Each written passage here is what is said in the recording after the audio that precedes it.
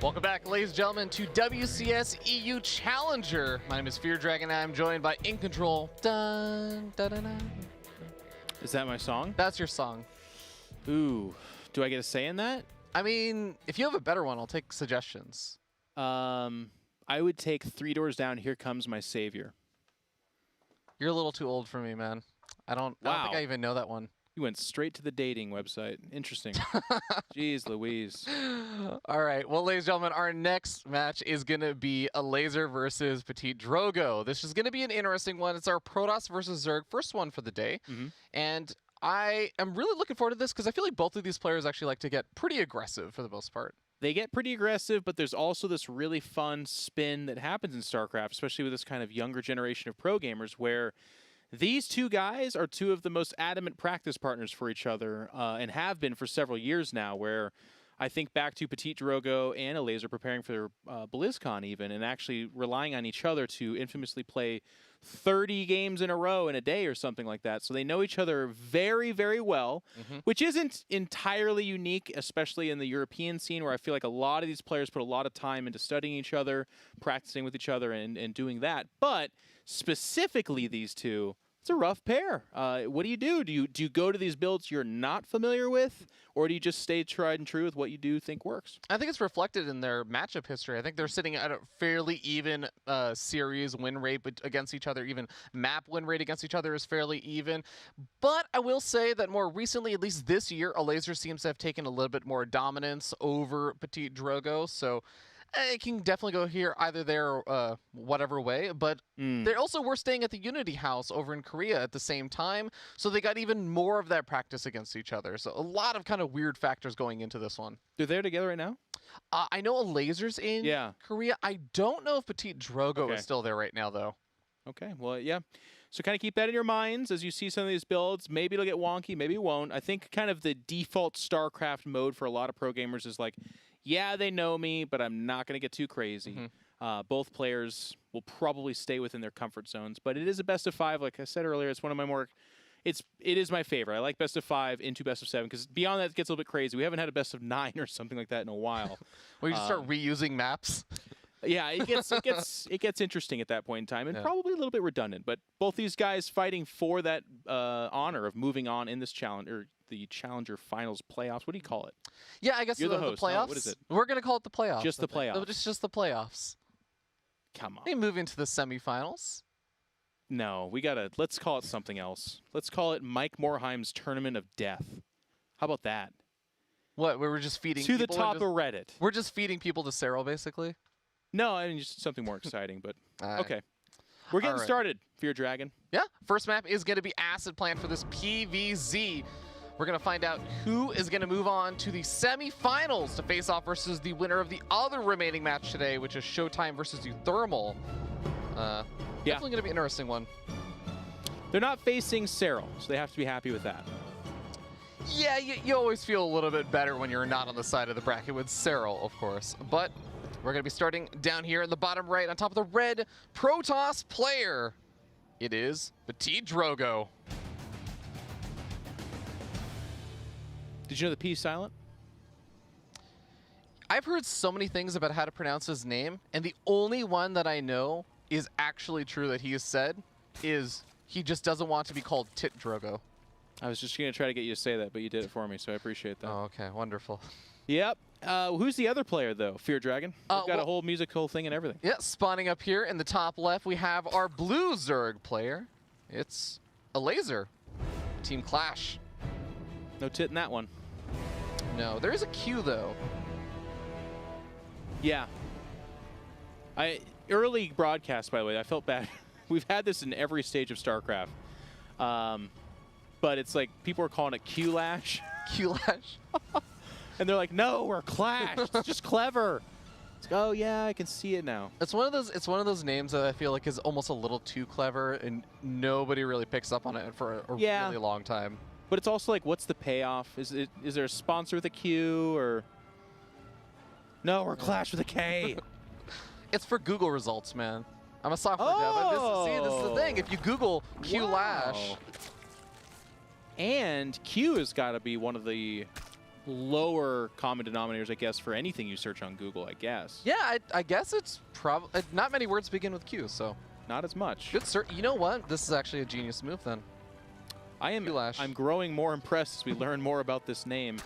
But we're going to have a little bit of scout tomfoolery here, and Petit Drogo is going with that pretty standard opening thus far from Protoss. We see a lot of gateways on the low ground. It puts you in a position to at least react and respond to some of the early game cheeses. But you're also not investing into something like a Forge that doesn't pay off too terribly well. This gets you a faster Stargate if you go that route, which a lot of Protoss do. It gets you out an Adept, which is kind of like the Reaper in this matchup. It shoves forward, spots for a third base, slows down Lings, that kind of stuff. I'm glad you mentioned the Forge, though, because we have seen kind of an upswing of Protoss players going for those Forge openings in the past month or two. Especially Neeb, I know, has been throwing out a lot of those Forge first openings and just catching some Zerg players off guard. So usually looking to try and punish the Zerg player that goes for that Hatch Gas pool opening that a Laser went for. But Drogo, he's known as the drone killer. He loves getting those oracles out. He loves getting the adepts out and just trying to shut down the early game economy of his opponent. Yep. And I like that you point out the Forge has become a little bit more of an upswing, and that's kind of the beauty of StarCraft in general anyways. Anytime there's a meta that kind of settles down, you're going to see those outliers that start to mix up things that we've done in the past or new things in the future that what gets all the talk, but old stuff taking a weird place in what's kind of the common, like, this is what we do in this matchup, can really disrupt things and mix it up. And that's especially, again, why I like these best of fives. But we'll see if that develops this way. Petit Drogo here going to push forward with the two Adepts. Shades backwards, a very conservative choice, excuse me. Does see his Lings, but the damage output is just not enough, so they should be able to shade back and go there. Yep, Adepts make it out alive. They get some scouting information and confirm, okay, Laser, you did in fact make a couple of Lings. You're not cutting too many corners here. And it's also just kind of nice because you move forward, you get to see how many Queens are really out, and you get to see maybe how much damage you might be able to get done with those Oracles. But it's going to be the Phoenix, then Oracle. How do you feel about that? Well, we're seeing a lot more of it. You can pick up the Queen. You can tank some damage if they're not focus firing for a while there, especially like a Spore Crawler. So it kind of opens up more opportunities, but then, of course, the role that it just fulfills, as we see here now, as well as hunting Overlord. So maybe that's something that shapes up later. But denying that information is big, because as we can see something shaping up here from Petit Drogo, we do see this, the Citadel and also the Robo. This, at worst, puts off his third, but at best could be a two-base timing attack. And if a Laser doesn't get hip to that pretty darn soon, then there's going to be a lot of trouble. And having that Phoenix out allows you to shut down one avenue of having that found out. The other one would of course, be Lings. And I want you to keep your eye, fans of StarCraft, on that minimap. If you see that third base not being spotted, or actually just that Ling in front of the natural too, that's the nice scouter there, then a Laser is going to start to get the information to be like, okay, this Protoss is doing a two-base timing attack, because if you're not taking a third, you're only doing that. Yeah, with so many gateways and the Templar Archives being thrown down, this is definitely going to lead into a lot of heavy aggression from Drogo. And around this time is the time that his Protoss player really needs to grab their third if they're going to go for it. The Ling does get cleaned it's late up. even. Yeah, 5 minutes is like the latest you can really get up a third. You still can take a third right now, of course, and I especially like that from what we're seeing, it's not 19 gateways or something crazy like that. It's a good 5 or 6, I believe. Which you can still do damage with, but it's not an all-in by any stretch of the means. So this third base is late, but if a Laser doesn't respect the attack, Archon's add a really cool thing to that mix where it's like, hey, if you just made Lings, you'll actually die. You had to have made Roaches. You need to use your Queens really well. And then from here, Petit Drogo can kind of decide to invest into it and do that big warping of Zealots or something, or be like, no, there's no opening here. I'm going to fall back on my third. Yeah, the Phoenix does shut down all the Overlord map vision, though, so a Laser is going to take a little bit of time to actually see this, since he didn't get a confirmed scout inside the main base of how many gateways were being thrown down. Really, the big indicator is what you were saying, Jeff. It's the lack of third for quite a bit of time. So now he sees some of these charge lots being revealed, and he also sees that War Prism with the double Archon. Oh, loses an Archon! Loses an Archon. There's a little bit of attack into this third base. That part's kind of nice, but it's a really lackluster warping in the main. Loses the Oracle as well. It's a great focus fire here coming out. And inside the main, there is that, I called it lackluster, but there's just an even more lackluster response from a Laser being stretched thin here. And the Archon starting to do some work. The focus fire not doing great. The Zealots of the natural not doing a whole lot. The attack of the third is very successful, though. And now the Adepts are paying up for what the Zealots couldn't do. Yeah, the attack of the third just killing off so many workers is absolutely Holy huge. cow. And oh, wait a sec, there's no more queens left over, so there's no anti-air to deal with He the dips. Warp Prism. They're still doing it. Oh. That's it. A laser's dead. It was a triple prong attack. The Adepts of the Natural, the weird handful of Zealots at the third, and then I mean, I'm going to stand by my words. I call it lackluster in the main. It was, but it was just that all happened at once. Yeah, he warped in those units into the main base and then just ran them over to the natural and warped in more units in the main base as he had the attack at the end of the third. I was skeptical, I think, with you, Jeff, at first about how successful that was going to be, but he just kind of destroyed a laser's defenses there. It was a little bit, it's almost reminiscent of what we saw from Hero Marine, where it's like the 3 Hellbats and 5 Marines or whatever it was, the medevac. On paper, that's not the scariest attack, but it's when it hits that's a big deal. These Roaches don't have speed yet. There's no Banelings, so Zealots are actually still fighting Roaches and trading, not super well, mind you, but they're trading on some level. And it was just a laser that kind of fell apart because the creep spread did connect the bases but didn't extend further out. And as you pointed out, Ravi, you were talking about how the Phoenix had cleared up a lot of the map vision on the map. He had no idea if that third was being saturated or what's going on. And then all of a sudden this attack's on top of him. He knew the attack was coming, but he just didn't handle it very well. Yeah, and even that third base, he goes and sends out some of those Adepts and the Zealots and everything to go take that third base, and that's almost a bit of that fake out where the Ling sees those units and then he throws down the third base. He has it if he really needs to transition, but for the most part, you're not really looking for that to be the main source of what your game plan is, but it is there in case a laser decides to send a couple of more Lings in, so he's even thinking a few steps ahead, further prepared for what a laser might scout out later on. Yeah, and it puts the Zerg player in a tough spot too. Like, we very commonly see the Warp Prism with Double Archon. And if you have a grip of Roaches, you'll repel that. The Queens need to focus on the Warp Prism. That was what a laser was doing. But usually you have all your Roaches just about there. So they're like 4 Zealots and 2 Adepts that showed up at the third. They're only fighting Lings and like a handful of Lings and Queens, which they can actually do battle with quite well. So not to make this sound like this is the most, this was not the Mozart of Protoss play, but this was very nice, and it just caught a laser off guard enough to get the first game, and kind of cheaply, by the way. Petit Drogo doesn't show too much here, which is nice. Yeah, I'm really glad actually you also mentioned kind of the way that he did that attack where it was Zealots over by the third and then the Archons, the micro-heavy units, because the Zealots, charge lots, you just kind of let them do their thing, and usually they'll be pretty effective, whereas the Roaches are kind of having to micro back against them.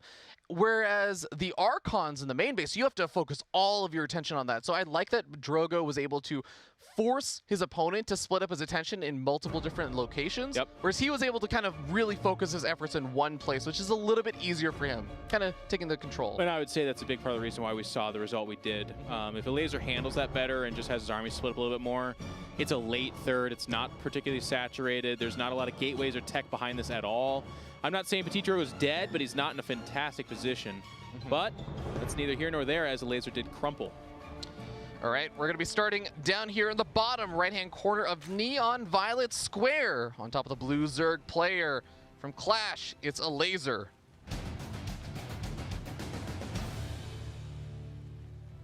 Got so much money to his name after a pretty sick BlizzCon finish, or a semi-final finish for some of the previous years. Pretty sick, you say, huh? Yeah, it's not too bad. You know, getting to the semifinals of the biggest StarCraft tournament that exists, you know.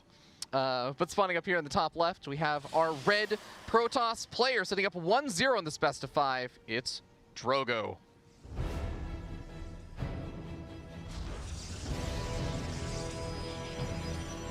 Big map, a lot of bases. There's a pocket expansion. A lot of Protoss will take it as their 4th base because it's a bit of a gimme. It does have less minerals, of course, so it's not nearly as lucrative. But because it's such a gimme, you can kind of focus your attention on securing your 3rd. And if you lock that down, you're going to get that base as well. See a lot of carriers on a map like this, and it's not necessarily because this map's super great for carriers per se. It's just very good for having a lot of money. If you have a lot of money, you can afford carriers. So what is a laser going to do? We've seen some Zergs shake things up and go for weird stuff like mutas, which you almost don't see in any matchup at all. It's been kind of restrained down to ZVZ. You can just do the classic Ling, Hydra, Baneling as well. It's got a lot of wide open space, some confinement as well, but you can make that fight about that 3rd or 4th base on the low ground or on the kind of 9 o'clock position, I guess we'll call it, on the left side of the map. And if you fight there with a big concave and take a decisive victory, you can kind of win that way as well. And it actually kind of punishes Protoss too if they go too fast into Stargates and don't supplement that well or do a lot of damage. show up with a bunch of Hydras, win the game. Yeah, there's a lot of really cool things you can do. I know Laser has been pretty particular to also throwing out some kind of surprise Nidus Worm plays, which could be really difficult to scout. And this is not a bad map for it either, because if you're able to sneak those Overlords in along the right-hand side, it can get some really nice scouting information and just kind of get the right Overlord positioning for the Nidus Worm. But that also kind of goes counter to a lot of Protoss players opening up with Stargate, opening up with those Phoenix first, and kind of scouting around for it. And it's nice watching these pros play, because the point you just made right there, where, you know, a lot of times when you're laddering or watching players of a significantly lower level skill like myself, you don't think in those terms. You know, Stargate's nice, we get an Oracle out, you harass with it, maybe follow up with a Void Ray to lock down your third, but it's really nice to think of it in terms of also getting a Phoenix out or going with a Phoenix so that you can stop any kind of sighting on your half of the map. And then they're doing things like throwing Lings at you to maybe spot for the Nidus. But if you could just kind of pare down the decision-making into, well, okay, maybe they do that, but now I know where it comes, but also they probably don't do that, the game gets simplified and you can focus on just kind of doing your own timing attacks, your own techs, that kind of thing. So anytime you can do that, it's really strong.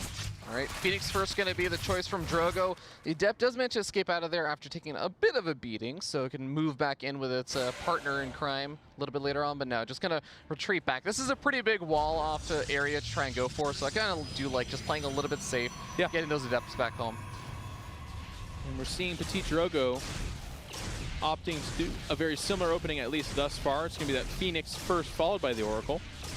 Refreshing to see that as well. I mean, a really fast Oracle can do damage, but a lot of players just kind of having the quiet handshake of saying, that's not what I'm doing. It's to use the Oracle to grab a third, any kind of cheeky Ling run-bys, excuse me.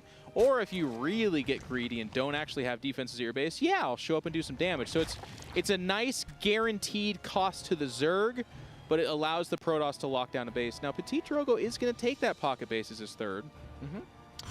Yeah, whenever I see a Protoss player taking the pocket base, there's always a question in the back of my mind, like, are you about to all in? Is this just the, I'm taking a base in case I need it, and maybe I have some extra gas if I want to go into like an Archon all in? Ooh. But okay, the Oracle moves forward, actually spots out a couple of these eggs that are trying to morph in, not quite able to kill any of them off, and the Phoenix also might get a kill on another Overlord. That's not too bad. Really wants it, but that transfusion's going to come in just in the nick of time. Does spot it, sees a lack of saturation though, but sees, as you pointed out, that he's trying to head in that direction. So that's nice information regardless. Now, as to the point about the pocket expansion, it could mean an all-in. For me, it more means I'm playing mega safe. Like if the Protoss, or excuse me, the Zerg is doing one of those timings we're seeing more of where they don't really saturate the third, they throw it on a Hydra Den, and it's just all Ling, Hydra, really trying to collapse on that third base. Ooh. Okay, that was not quite as... Oh, God, that did not go well at all for Drogo. No, and I don't like the play anyways. It's 3 queens. At best, you kill one of the queens, but you're probably always losing the Oracle for that kill. And you're spending, you know, you'd argue double, right? It's 150 gas. Gas is more important than minerals. Anyways, it's just not a big exchange there. Even if you kill the queen, a Zerg doesn't really care if you're not following up with anything. So, whatever. These things happen at this stage. These guys are fighting for the honor of being one of the select few to represent Europe at our next WCS stop. So it's a pretty big deal.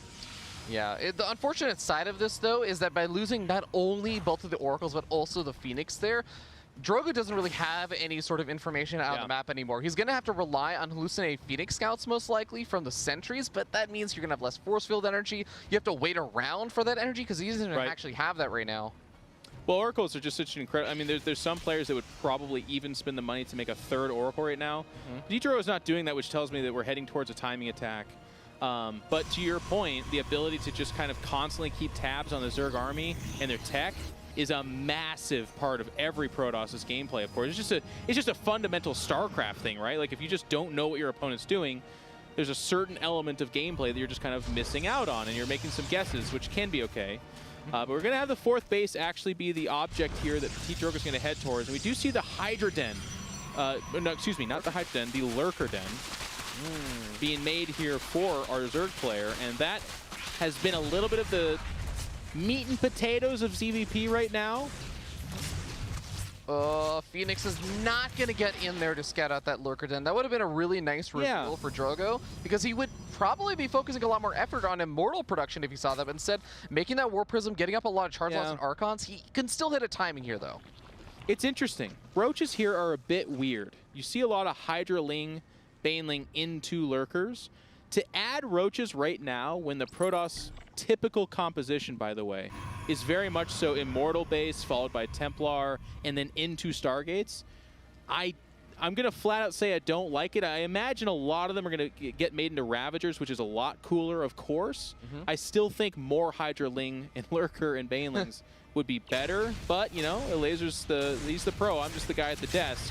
We'll have to see if he makes it pay off. All right, second hallucinating Phoenix Scout moves in, still does not confirm that Lurker Den. So I agree with what you're saying. I think that a lot of pro players have figured out how to deal with a lot of those Lurker transitions in these situations. But I think there's value provided if it doesn't get scouted, because Protoss really do need a pretty strong reaction. Oh, no, Lurkers are amazing. I'm not questioning that. It's the Roaches. Oh, the Roaches are dead weight. They're fighting into a composition that's forced out by the Lurkers anyways. And the Lurkers, like you said, aren't scouted, but they're inferred. You're not going to just make Hydra Ling, Baneling and just sit back here right now. I mean, you could, I guess, but you're probably heading in the direction of a tech.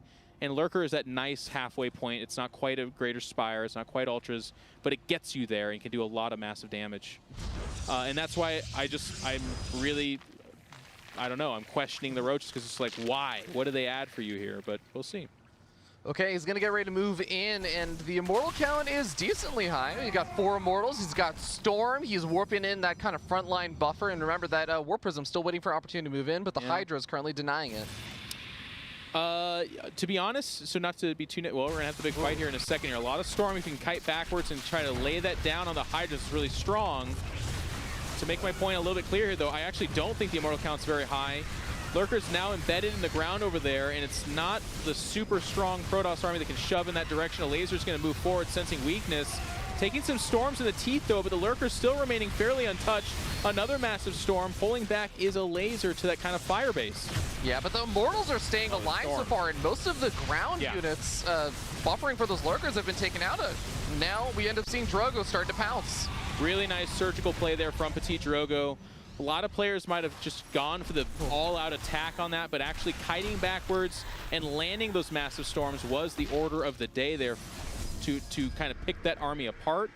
A lot of times, one of the strengths of Lurkers is the over-eager Protoss. It's just like, well, this is my chance. If I fall back, I'm taking damage. But instead, the answer is, if you don't have anything stopping me from jumping on top of your Lurkers, that's actually how you win that fight. So really nicely done by Petit Drogo. Oh, a couple Archons being caught while morphing in, but there just doesn't seem to be enough of an army over here for a Laser. All the Neon Violet Square is actually working out really well for those Hydras, though. Yeah, it's kind of delaying the inevitable. He does pick off, finally, that Observer, which means there's no detection, so the lone Lurker might stave off execution for a little bit longer, but a Laser's going to make an issue of it. He pushes forward, trying to fight, pull back the Archon. Really nice play there by Petit Drogo. I actually think he should be making these Hydras into Lurkers right now if he wants to have a chance, but his money's kind of spent. The Laser, keep in mind, is just on those 4 bases, which is equal to the Protoss. So even these exchanges are kind of a war of attrition that's really hurting a Laser. This gets to be a really odd spot. There is another Oracle over here, so finally you're going to be able to throw down some of those Revelation tags on the Lurkers to prevent them from just kind of snagging a bunch of kills. There's the Lurkers. Now, if you look at that production tab, there are Immortals kind of crawling out, but the big win here for me, for Petit Drogo, if he doesn't just flat out win the game here, is he's taking a 5th base behind this, and these Lings are going to try to disrupt. Yep, they're going to go towards that Warping Nexus, and this could buy so much space. Petit Drogo's going to pull back, and I'll tell you what, that window of opportunity where I could really see Petit Drogo potentially winning the game is closing. So he's going to pull back. As you heard the woo there, it's because, well, okay, so there's a Warp in. The Nexus didn't get canceled, got killed, which is kind of a big deal. Yeah, a little bit unfortunate there for Drogo. I guess kind of taxed by the Warp Prism harassment, didn't quite get a chance to cancel that Nexus. But Fleet Beacon on the way. You're talking about this, Jeff. The double Stargates, or I should say triple Stargate now. But just now. Now, Tempest build pretty quick. Carriers take a little bit longer. But in that time, a Laser has caught up in supply. His Lurker counts got quite a bit more healthy. These units are just walking across the map. The Observer once again gets picked off. Now, there is Revelation, as you pointed out. Doesn't get everything, gets some of it. A Laser senses weakness. He's going to go ahead for the fight. Okay, Lurker is burrowing in a decent spot, but remember they are attacked with Revelation, and the Immortals tear through them. Zell's coming in from the north as well, disrupting the Lurker attacks and kind of segmenting off their fire. Yeah. So now a majority of Alazer's army gets cleaned up, and yeah, a little bit of Drogo's army goes down, but only one Immortal. Okay, so observing's hard. We're having to do it ourselves, but I will say, Fear Dragon, you missed out on what was happening. Behind in the main, natural, and third, Petit Drogo had Zealots destroying everything. So the exchange was good for Petit Drogo. They did trade each other's armies, but behind that, Alazer had nothing. He had to deal with all those Zealots and stuff like that. So a nice, again, I will use this word, surgical kind of picking apart of Petit Drogo. I think if you take the army of Alazer against Petit Drogo in a vacuum is a bit more of an exchange, and I think Alazer's kind of happy to trade that out, because transitioning to Stargate units without a gigantic bank and losing your ground army is actually a very scary place, because the Zerg's not going to wait. They're not going to be like, well, I'm going to get Greater Spire and have no army. No. They're coming back with more Hydras. You can just die there. But the harass that Petit Drogo, as you pointed out earlier, showed the Warp Prism, and he was poking and prodding with it. But keeping the Warp Prism alive and biding his time, really nice patient play. Yeah, in both Game 1 and Game 2, it is really the multi-prong harassment that kind of carries him to victory in these situations. And we go on to Game 3 on Blackpink, another map that definitely allows for a lot of multi-prong harassment. Third base, fourth base can start to really spread the Protoss a bit more thin from different opportunities for a Zerg player to move forward. Yeah. This is going to be a potentially rough one for Alazer. Would you call this an upset? So, I mean, I think a 3-0 is an upset almost on the stat line. Yeah. But Petit Drogo winning, is that an upset? I don't think Petit Drogo winning is a total upset, because he has just been looking really strong lately. Yeah, of course. But I do think that I would agree with you that it's probably not something I would have expected to be a 3-0. This is one of the matches I was like, okay, this match and Showtime versus Euthermal, I'm expecting to kind of go a little bit more of the distance. Well, it's tough. They're both really skilled players. I would say historically, Alazer's the name that kind of has exceeded and gone further. Petit Drogo, of course, is one tournament himself, but as you touched on earlier, that big BlizzCon run by Alazer is, at least for me, going to kind of always cement him as one of, when he's fully in form and playing his top-notch StarCraft, there's very few players that can take him out in a series. But Petit Drogo up 2-0. Game 1 was a big timing attack. Game 2 was just like a very patient macro play, but just handling everything Alazer threw at him really well. It's looking good. It's looking good for a Protoss to advance here. Yeah, and I'm sure Alazer would love to be able to pull this series back, and of course there is one of the other rewards that does come with coming to the semifinals match, which is getting that spot at WCS Austin in the group stage 3 and everything. And it's helpful for that kind of thing. It builds up that confidence. Oh yeah. And remember, Alazer is actually the only other player that defeated the champion Neeb, I guess, in WCS Valencia of last year. He's the only player that won a WCS event besides Neeb. So he would love, I'm sure, to be able to repeat that in 2018. That's a big deal. If you're a pro gamer in StarCraft 2, you are basically defined by how you compete in WCS.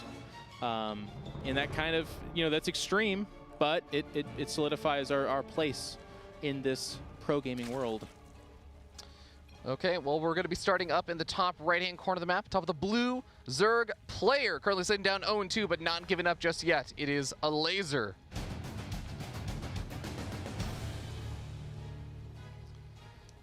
And his opponent spawning down here in the bottom left-hand corner of the map. It's our red Protoss player, almost ready to move on to those semifinals. It is Petit Drogo.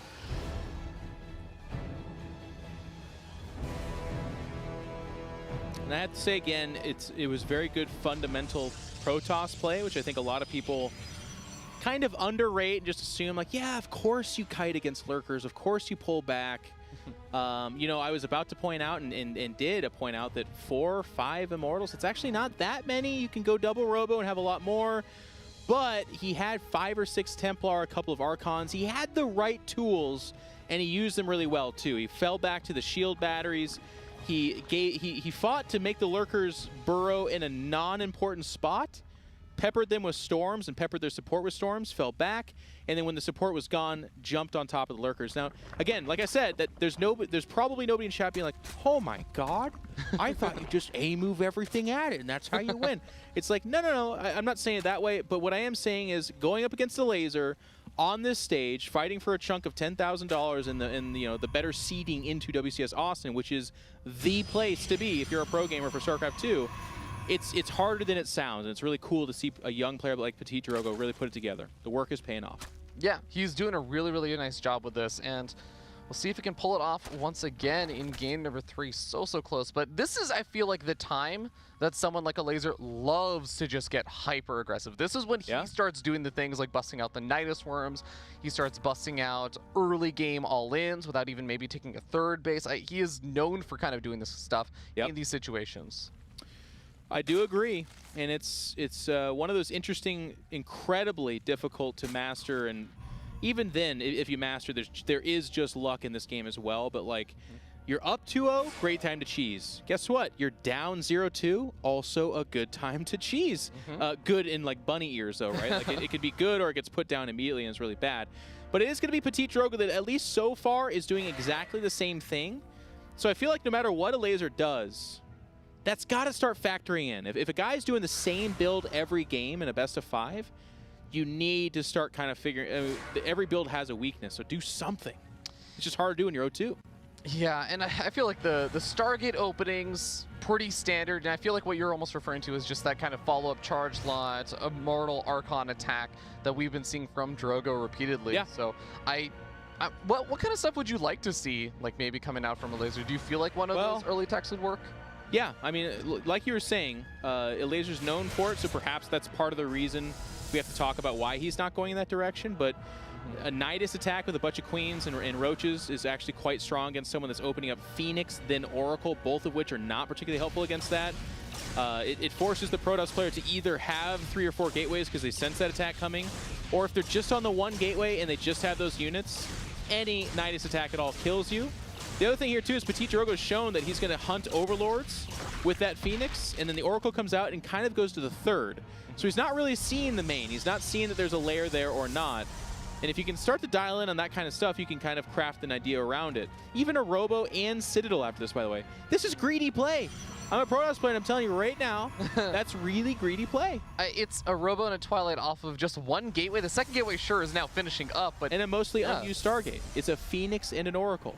This is really, really cutting some corners, and Alazer may not really be onto this, because he only had one Overlord out. He didn't send out any additional Overlords, because he knows Phoenix is going to clean those up. I don't want to lose any additional resources I don't need to, but that also leaves him a little bit more in the dark.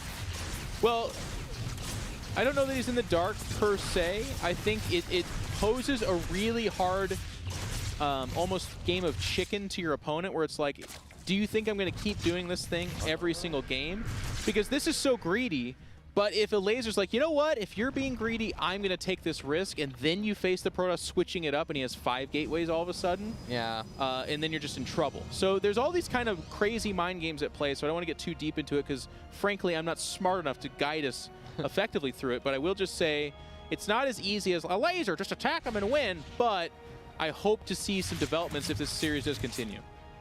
All right, Phoenix tries to move into the main base. Doesn't see too much information, but I do believe he spots out the lair kind of morphing in. Everything looking pretty normal at that point, and knowing that there's not like a super early lair or anything coming out is also going to be maybe a little bit of a relief for Drogo for now. He can just kind of get up that 3rd and play his normal looking game. The big question here is going to be, when is the 3rd spotted? Because so far we've seen this before as well, right? It's the double Archon. There's a handful of units at that 3rd. I don't know if he's going to chuck it necessarily. It doesn't look like he's... Well, as I say that, of course, is the exact moment he does chuck those units at the 3rd. So this could end up being exactly what we saw before. So then the question becomes...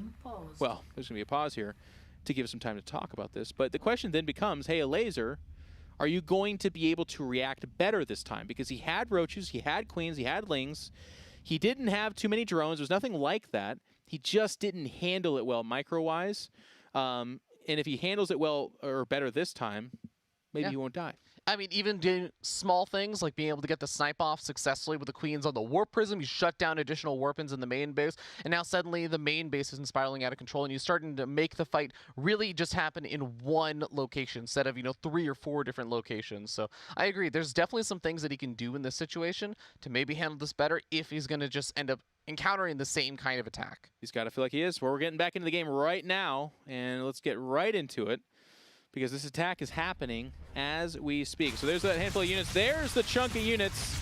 Not focusing on the Warp Prism, but with enough roaches to just be like, you actually just can't fight this. So he backs away. The units are going to hit creep in a second here. And a laser's going to need to go ahead and grab. Yep, there's some roaches now at the third and over here. Oh, just joining forces with everything, saying, okay, you got some units up in the main base. I might be able to hit. Sacrifices a couple of these Zealots to bide some time against the Queens and the Roaches while he tries to move up into the main base. This is not going quite as well for Drogo as it did in the past, and I feel like he's kind of trapped now. He is trapped. He spent a lot into this. He loses the Oracle behind that as well. The Archon's getting low in health. Does get picked up in that Warp Prism, which has not been focused, but there's two Queens over here. Can they snipe it? Oh, God, they do get it, and both Archons die, and with it, a lot of the teeth from this attack. In fact, I would say all the teeth. We're looking at a gumless petite Drogo who's going to have to tuck tail and back away, building a second Robo now. Again, the kind of nice thing about this, they're on equal-ish supply with workers. The army of petite Drogo is not particularly scary, but neither is a bunch of roaches coming out from a laser necessarily. And if he doubles down on that and is like, well, I gotta go kill him now, walks into sentries and like 2 immortals, he can just lose the game from there. So he's gonna tech the Hydra, but keep in mind, this is the kind of like really self-conscious doubt that builds up in a best of 5 when you're down 0-2, is you start to be like, I can't attack, I can't do it. Yeah. He is taking a 4th, but he's waiting for Hydras, which is gonna give Petite Drogo another chance, another bullet in the chamber. Yeah, I mean, you think about what Drogo had after the end of that attack. Sure, the second Robo was on the way and finishing up, but Drogo only kept the Zealots alive. He didn't keep the War Prism, he didn't keep the Archons or a lot of the power units that he'd want to keep alive. And then he warped in 7 sentries. Yeah. And those are not the kind of units that are going to hold off a massive counterattack. But, well, Laser does, and just kind of going back into the macro. I think the sentries are specifically actually just to do that. And what's kind of cool about this is, to your point, I agree with almost everything you said there. And had he attacked with the roaches, it may have worked, it may not, we won't know. But what's kind of interesting is one of the things that's lacking is just there now is the Storm, but that's 700 gas less Templar. So you probably are not looking at the 5 or 6 Templar we saw before. He actually does have 600 gas. I guess you could. It is double Robo now. But, well, no. I'm going to stop myself. I was about to talk about how Petite Drogo can just kind of solidify and hold back. But he's attacking. He's pushing forward. He is taking a 4th behind this, but there's a massive counterattack, at least thinking about showing up over here. Oh, he might actually be pulled back up to the north side after seeing all those units with those Lings and Roaches that just died. We'll see if a laser decides to commit to this. Is he going to really go in? I love the counterattack if he does it. I love it. Okay. It might get a recall back from the Protoss. It does, so it wins that space. Some units got left behind. That's not the biggest of deals. Yeah. But it wins that space because in that time, the Lurker Den is finishing. So if he just would have gone forward with that, he's not facing Lurkers, and he probably butchers that 4th base of a laser and maybe more. But, you know, who knows how the game goes from there. He loses 3rd almost for sure. Okay, decent number of Immortals once again, and now Storm is finished up. Oh, no, there's the Observer. Yeah. There was the Observer? Is it dead? No, it's there. It's there. Hold on. Yep, it's right there. Okay. I have it selected now. All right, well, fight's going really well for Laser. Regardless, there's just gigantic force of Hydra to the high ground. There's no insulation now for the Protoss. Still holding on to the 5 Immortals, so they're doing a lot of damage. The Laser's going to think twice, but he backs away for a second. Oh, he needs more Warpins of Zealots, so he needs that frontline buffer. The Immortals will deal a lot of damage, and they have some good survivability, but they still need other units to try and buffer for those Hydras. And now Laser sets up, oh god, the Lurkers are set up at the choke point. He can't even move through his own wall. And now there's he actually stops the Observer from coming off the Robo. Oh. And a Laser has now got invisible Lurkers dealing so much damage. The Hydra is doing their work as well, and that's got to be it. Petite Drogo taps out. A Laser strikes back. Takes this to at least game 4. Yeah, I mean, just a solid job there from a Laser with the defense that you were talking about. It's all kind of like a pivotal moment from I defended really, really well against the aggression. Yeah. And from there, he's able to have a lot more tools under his belt and to go for those kind of counterattacks. It's really fun to see the decision making too. I don't mind starting to talk about something and being completely wrong, because part of what I love about this game is it's so dynamic. A Laser can live and die by those choices, and it ended up being the correct decision this time. He didn't know there was 6 sentries getting warped in. He didn't know that Petite Drogo was planning on the counterattack coming. But what he decided to do is just, I'm going to hold back. I'm going to get my lurkers out. And even winning the space in time to do that by having, what was that, like 5 hydras and 20 roaches? That's Yeah. a huge counterattack force. If it's smaller than that, by the way, if it's like 5 roaches and 10 lings, Petit Drogo, no way does he recall back. He says, oh, that's fine. I'll warp in some zealots. I don't care.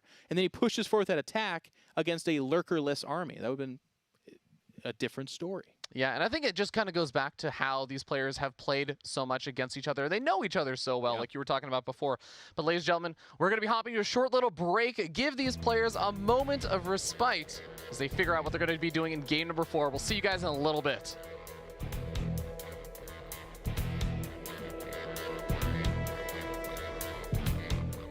This poor town has seen its share of trials. Now we face a new force, sinuous and vile. The way ahead is haunted, our hackles stand on end. We'll make our stand right here, our choice is crystal clear. We are the beasts, the monsters fear.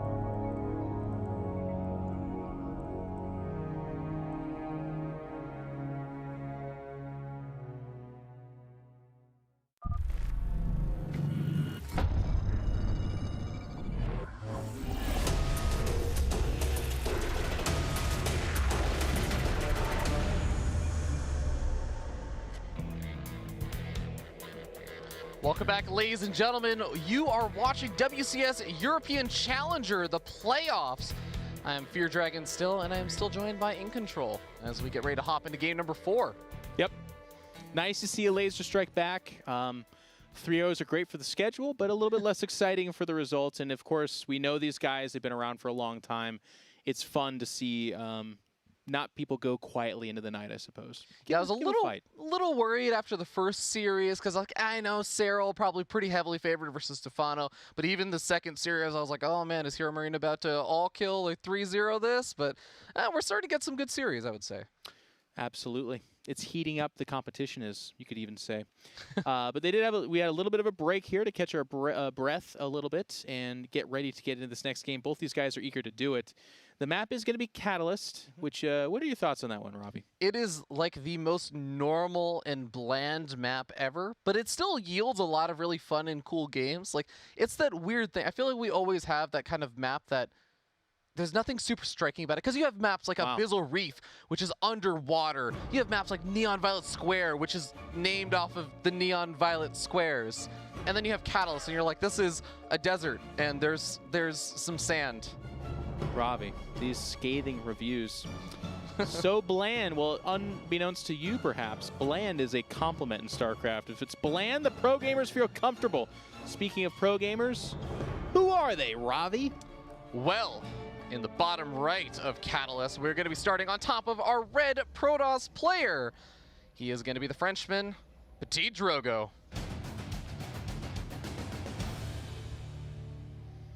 Petit Drogo showed up in mime cosplay to a BlizzCon and forever won my heart. What? You didn't know that? No, like black and white? Not full face paint and everything, but he had the striped shirt and the hat. That's amazing. And he grew out a mustache, I think, to the best of his ability. All right.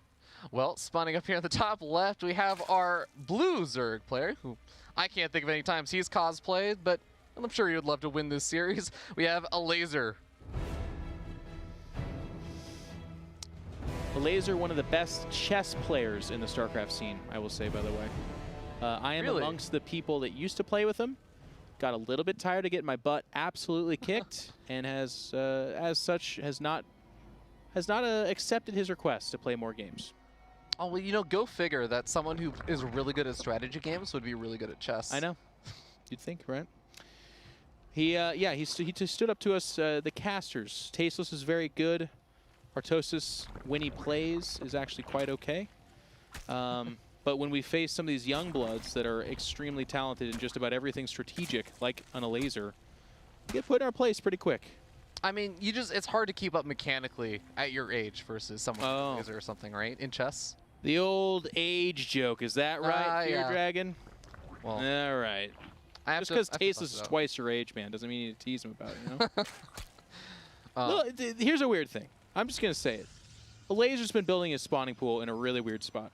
So I talked with Katz about this, I think, during the group stages. And the reason why I really like this, I actually have been wondering if this is because of the prevalence of Archon drops kind of making a comeback in the matchup. And the idea is like you're creating less of a little bit of a choke point or a wall for the Archons to really abuse versus Lings or and others of melee units. Yeah. And that's it. That's the end of the analysis as far as I'm concerned. But yeah, to your point, it's all the little things. Zerg only has so much they can do in base construction, right? They don't have the ability to place buildings everywhere, and even they just don't have as many. Yeah, for sure. But I do like that. That's probably that semblance of thought there.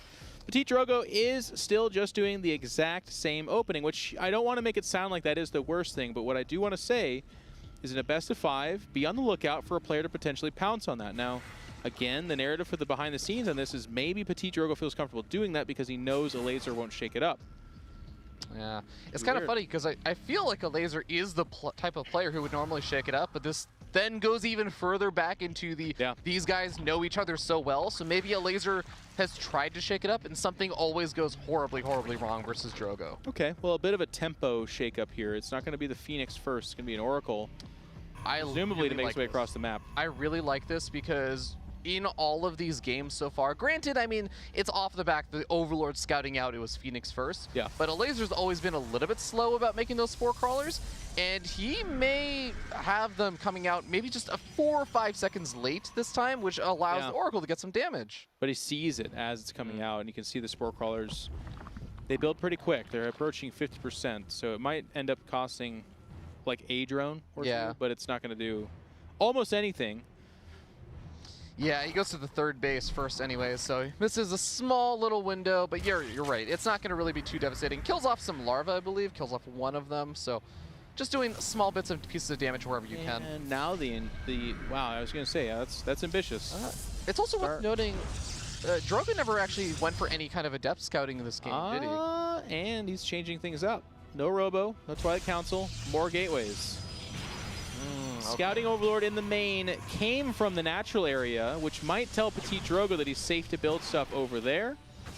But he's got a probe and some stuff making its way to the third, so it is going to be Petit Drogo. No, excuse me, not a probe. Just clearing space there.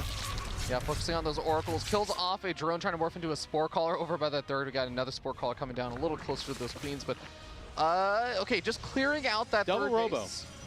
I'm going to stop you right there. Double Robo. What? I mean, it's Immortals. But what?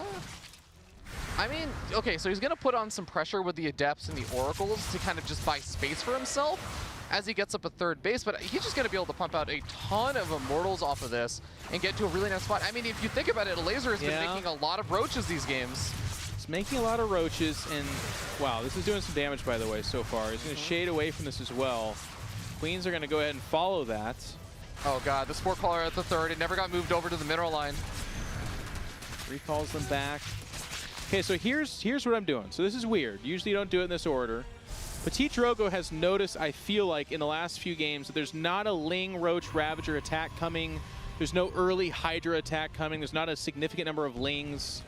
So if you know these things to be true, and you also are pretty darn sure that a Laser's going to make his way to Lurkers, which he has in every game so far, off the backbone of Hydra and Roaches, why not just skip a lot of that, get to Double Robo earlier, still saturate that third just fine, because again, you know you're not going to be attacked, and just have 10 Immortals when he shows up. Yeah, he's been able to make a lot happen with 4 or 5 Immortals. So 10 Immortals is going to make things pretty difficult, I would say, for a Laser in this kind of situation. Yes. But is a Laser actually going to get any kind of information anytime soon? He's not really moving out around the map. He's not really poking forward and scouting the army composition just yet with any of those Lings. Yeah, he's taking a fourth. There's the Infestation Pit, so he's heading towards presumably Hive. Can we get some vision on what a Laser has seen? Has he seen the Double Robo? Is he...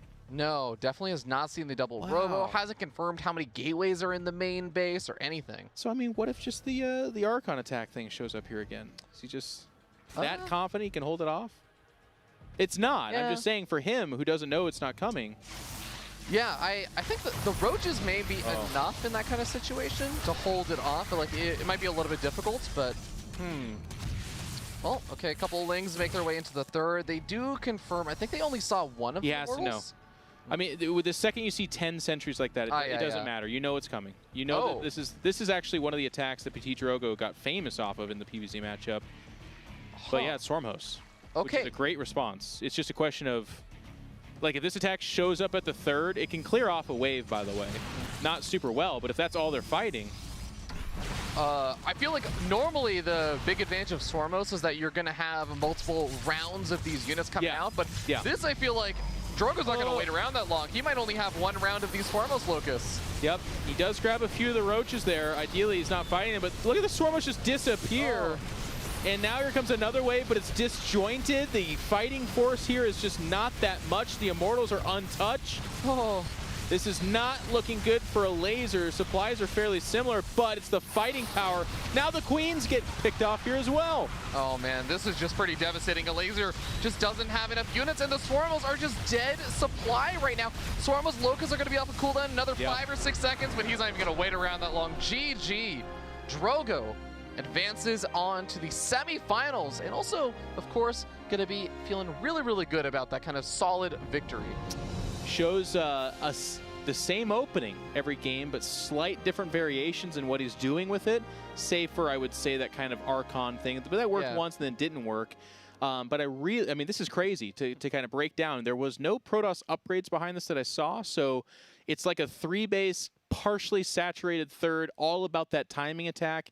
10 sentries, which you just don't see that much anymore, because if there's any number, like if a Laser just had gone Ravagers, the sentries aren't nearly as impactful. You're just so behind in gas at that point. It's like you were saying before. double Robo, and he only had, I think, is at most 3 Immortals and 1 Warp Prism. So that's interesting as well. It's like to get that chunk of units out very fast specifically. Petit Drogo, I know him to be a pretty good crafter of builds. Like, this is not like he wasn't just like, and a Robo, and another Robo. He was not doing that. This is a timing attack that he does. And it worked really, really well. I mean, we can question the Swarm Host, but if you're in a Laser's position, by the way, what do you do? What do you build there? More Roaches? Doesn't do it. It's a really rough spot, and maybe if the Swarmos are able to engage kind of more together with all the Locusts at the same time, and maybe even engage it before they make their way to that location, like, you can buy yourself some time, but it's so difficult to also see the exact angle the army's going to come from, to get in position at the exact right moment. There are so many things that Drogo just did so well that it's hard for a Laser in that It's situation. how fast it hits. He's cutting upgrades. He did double Robo before the 3rd. So it puts all that stuff in a really tough perspective, but that's going to wrap up that match. And that pulls up this beautiful schedule. All right, our next match and our last quarterfinal match is going to be Euthermal versus Showtime. I think this is the one that a lot of people are really excited for. After that, we're going to be hopping to those semifinals and the finals later on. But man, Jeff, what are your thoughts on that match, Showtime versus Euthermal? It's PVT. I really like it. Showtime. He had a little bit of a tough time in his group. I had the pleasure of watching that and kind of casting it. It was Hero Marine, I believe, that came out #1 in that group, and Showtime had to fight his way out. And it was the PVT matchup that kind of gave him a little bit shakes there as well. Obviously, that was a while ago. Any given time, it can be a different player. But I'm a kind of a big Showtime fanboy, and it's not that I'm not a fanboy of Euthermal, but I do like seeing more Protoss kind of mixing things up. So I'm rooting for him, but it should be a great match. I'm really looking forward to this as well. Ladies and gentlemen, please don't go anywhere. You are watching WCS European Challenger, the playoffs.